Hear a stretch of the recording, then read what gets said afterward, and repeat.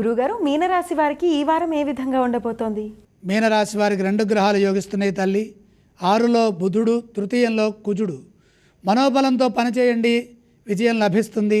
ఉత్సాహంగా పనులు మొదలుపెట్టండి. ధైర్యంగా నిర్ణయాలు తీసుకొని అమలు చేయడం ద్వారా, సమయస్ఫూర్తితో పనిచేయడం ద్వారా మీ లక్ష్యాన్ని మీరు సాధించవచ్చు. కాలాన్ని సద్వినియోగం చేసుకోండి. కాలాన్ని వృధా చేసేవారు ఉంటారు. వృధా ప్రసంగాలు, వృధా ఖర్చులు, వృధా ప్రయాణాలు, వీటి యందు శ్రద్ధ పెంచండి. అధికారుల నుండి ప్రోత్సాహం లభిస్తుంది. శ్రమకు తగిన ప్రతిఫలం ఉంటుంది.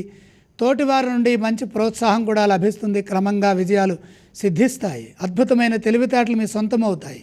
మంచి బుద్ధి బలంతో పనిచేయడం ద్వారా వ్యాపారంలో మంచి జరుగుతుంది.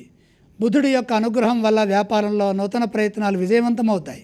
గతం కంటే మేలైన ఫలితాలు షష్ఠోపజయగతుడైన బుధుడు ప్రసాదిస్తాడు. శత్రువులపై విజయం లభిస్తుంది.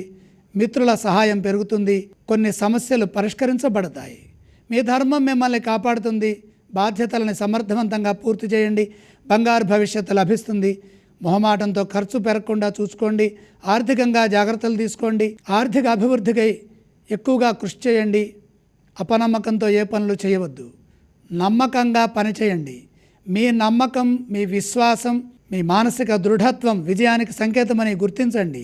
వారం మధ్య భాగంలో ఒక సమస్య నుండి బయటపడతారు.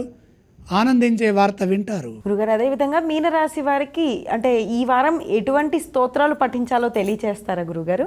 మీనరాశి వారు నవగ్రహ శ్లోకాలు చదువుకోవాలి. మీనరాశి వారు ఏ ఏ ఆలయాలను సందర్శిస్తే శుభ ఫలితాలు కలుగుతాయో తెలియచేస్తారా? నవగ్రహాలని దర్శించండి. గురుగారు, ఈ రాశి వారు ఏవేవి దానం చేయవచ్చు?